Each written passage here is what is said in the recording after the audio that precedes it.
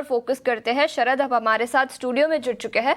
शरद, कई सारे बैंकिंग कंपनियों के नतीजे आए, इसके अलावा आईटी सेक्टर और कई सारे बीएफएसआई सेगमेंट से इन जनरल कई सारे नतीजे आए हैं। सबसे पहले कोटक महिंद्रा बैंक से शुरुआत। जी बिल्कुल Ashisha, of course Kotak Mahindra bank के नंबर्स अगर देखें लार्जली जो है सैटरडे को आया था नंबर्स, और एनआई और जो इम्पोर्टेंट नंबर्स जो चेक करते हैं वो लार्जली इनलाइन आए थे। लेकिन जो आपके जो कह सकते हैं एसेट क्वालिटी, यहाँ पे बहुत अच्छी इंप्रूवमेंट देखने मिली है।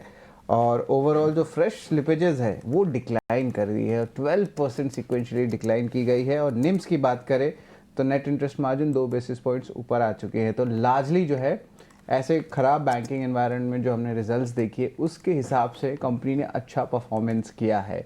तो यहाँ पे स्ट्रॉन्ग सेट ऑफ नंबर्स हम जो है कोटक महिंद्रा के लिए कहेंगे। स्ट्रॉन्ग सेट ऑफ नंबर्स के लिए विप्रो भी हमारा दूसरा निफ्टी का स्टॉक रहेगा। यहाँ पे रेवेन्यू जो है आप कह सकते हैं इनलाइन आए, लेकिन जो मार्जिन है और पैट और अबव ओवरऑल नंबर्स हैं वो अबव एस्टिमेट्स देखने मिले हैं हमें। टेक महिंद्रा की बात करें तो largely mix set of numbers है। रेवेन्यू इनलाइन आया है, मार्जिन इनलाइन आया है, लेकिन पैट जो है वो बिलो एस्टिमेट्स देखने मिला है। वीक नंबर्स की बात करें तो रैलिस इंडिया के भी आंकड़े कमज़ोर हैं। सीक्वेंशियली जो है बड़ी गिरावट जो है अक्रॉस ऑपरेटिंग पैरामीटर्स और फाइनेंशियल नंबर्स में हमें देखने मिले हैं। इंडियन होटल्स की बात करें तो largely inline set of numbers है जो आपके स्क्रीन में फ्लैश हो रहा है। नेट प्रॉफिट लगभग 29% बढ़ा ईयर ऑन ईयर बेसिस पे। और मैनेजमेंट कमेंट्री की बात करें तो चौथे तिमाही और वित्त साल 2026 में भी जो है डिमांड में स्ट्रेंथ देखने मिलेगी। तो ये इंडियन होटल्स की बात की मैंने, जो इनलाइन सेट ऑफ नंबर्स आए हैं। आरबीएल बैंक की बात करें तो यहाँ पे जो है वीक सेट ऑफ नंबर्स देखने मिले हैं। नेट इंटरेस्ट इनकम सिर्फ 2.5% बढ़ा है। और ओवरऑल अगर बात करें तो एसेट क्वालिटी में थोड़ी सी गिरावट देखने मिली है। तो आरबीएल बैंक में भी जो है आप देख सकते हैं कमज़ोर नतीजे देखने मिले हैं। कैनफिन होम्स की भी बात करें तो बीएफएसआई स्पेस में जो है वीकनेस देखने मिल रही है। नेट प्रॉफिट सिर्फ 6% ऊपर, लेकिन जो नेट इंटरेस्ट इनकम है वो 17% गिर गया ईयर ऑन ईयर बेसिस पे। तो यहाँ पे भी नज़र रहेगी। और हालांकि जियो फाइनेंशियल सर्विसेज की भी बात कर लें तो यहाँ पे largely inline set of numbers रहे, उतनी एनालिस्ट कवरेज नहीं है। और यहाँ पे एनबीएफसी एयूएम देखें तो ये ऑलमोस्ट 3 गुना बढ़ चुका है। और नेट प्रॉफिट की बात करें तो ऑलमोस्ट फ्लैटिश रही है, लगभग 295 करोड़ रुपीज़ की। और रेवेन्यू में 6% का उछाल देखने मिला है। तो ये ओवरऑल अर्निंग्स आ रहे हैं।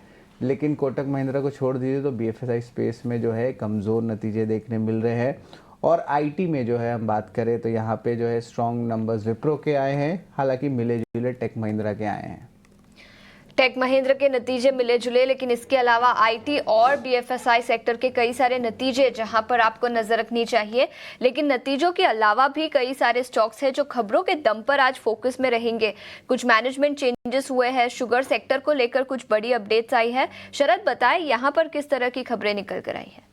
जी आशीषा, सबसे पहले जो है शुगर स्टॉक्स पे बात करते हैं। तो यहाँ पे जो शुगर स्टॉक्स के लिए जो है बहुत पॉजिटिव न्यूज़ फ्लो, और ये एक्चुअली हमारे ईटी नाउ स्वदेश के खबर पे मुहर भी लग चुकी है। हम पहले ही बता देते हैं हमारे दर्शकों की ट्रेंड्स क्या पकड़ते हैं। और ये सेक्टर की बात करें तो बड़ी रिलीफ आई इस सेक्टर में। अगर डिटेल्स की बात करें तो गवर्नमेंट ने शुगर एक्सपोर्ट अलाउ किया है, लगभग 10 लाख टन का जो है शुगर एक्सपोर्ट्स अलाउ किया गया है। और जो रिजर्व प्राइस भी है उसमें भी थोड़ी सी चेंजेस देखने मिली है।